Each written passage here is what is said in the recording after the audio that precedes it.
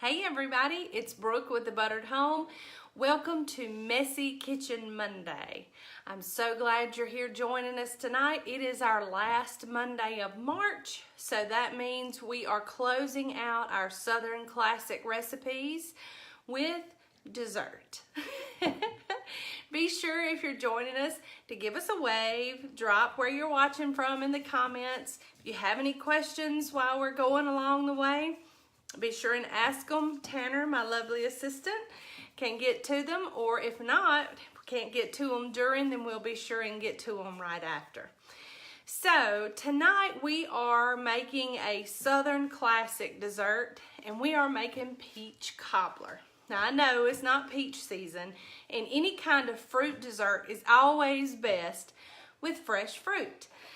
But you can't always get fresh fruit.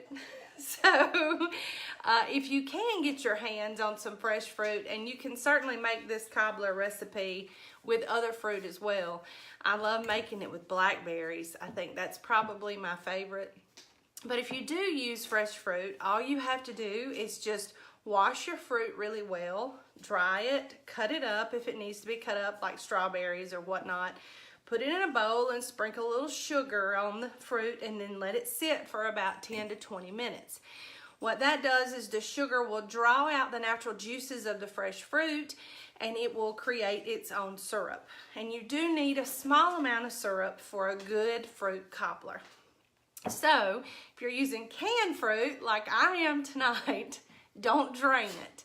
Now, we're not going to use all of it, and I recommend that whatever fruit you get, like I'm using peaches, canned sliced peaches, that you get it in its own juice and not the heavy syrup, because this recipe already has enough sugar in it. So we don't want to add any more to it because it's already decadent enough. But growing up, I always heard this called the cuppa recipe, and you'll see why, because you add a cup of all different things, sugar, flour, and milk. So it's the cup is a good way to remember any kind of fruit cobbler, but for us, peach cobbler tonight. So as always, the recipe will come up later this week on the website, and if you haven't visited, we would like for you to go there. It's thebutteredhome.com, and share the website, share this video. We love to have our content shared so that maybe anybody who we haven't reached yet, we can reach eventually.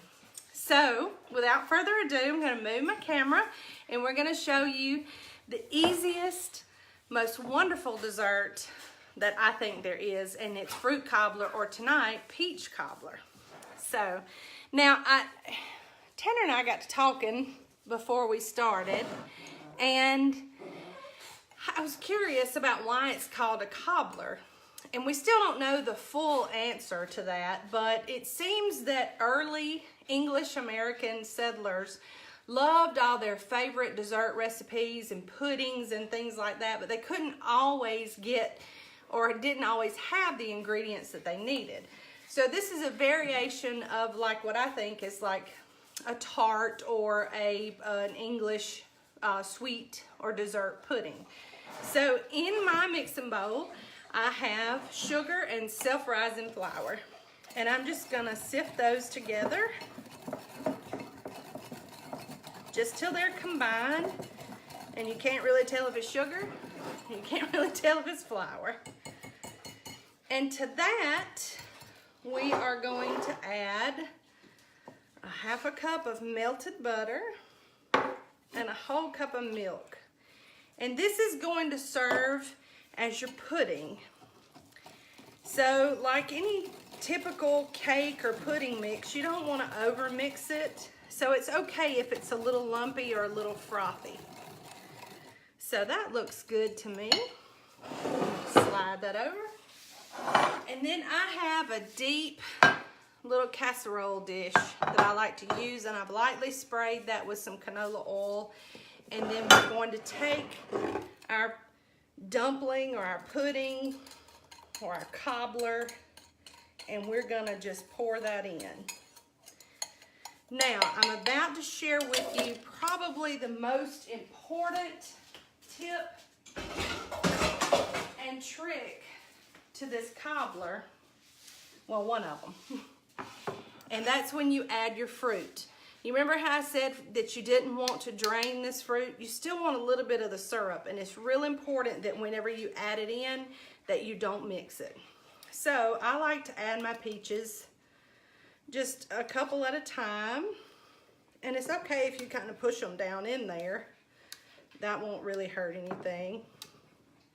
But the goal here is to make sure that you have some peach in every bite. And if you're just joining us, welcome to Messy Kitchen Monday. We are doing our dessert round of Southern classic recipes, and we are finishing off the month of March and those Southern classic recipes with good old-fashioned peach cobbler. What we've done, we've already mixed up our pudding or dumplings, however you want to call them, but that's a very important part to this. And you'll notice I'm not adding extra syrup, just whatever gets on my spoon with the peaches. And y'all, load it up. This is a big can of peaches, so you're going to use the whole thing. And you know, don't stir it. You might just want to kind of poke them down in there. What's going to happen is the juice from these peaches is going to combine with that flour and that sugar and that butter, and it's going to make just this beautiful, wonderful dumpling underneath. And now the good part of any dessert to me is that brown crusty top. And the way you get that is just by a little bit of sugar, maybe, you know, about 1/4 cup. And you just want to sprinkle that over the top. Ooh, I got a little much right there, but it's okay.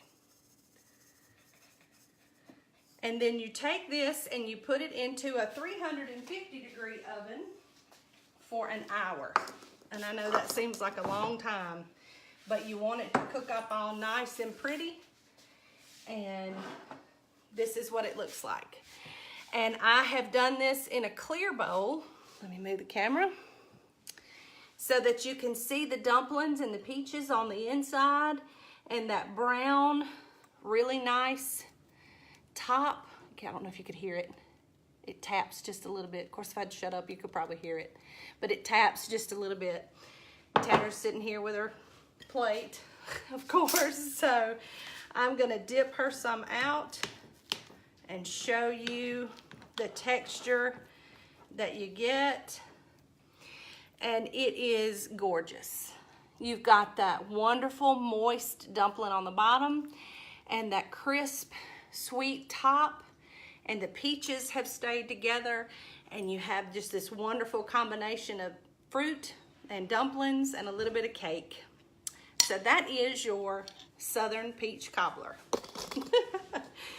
As usual. Oh, and here's Reagan, just in time. So Tanner, how is it? Oh, we have a joke here that if it's not good, you know, then that means it's really good. So she's shaking her head like this. She's giving me the big D look of, and she's not saying anything. I'll take that home so y'all don't have to. No, she cannot take it home.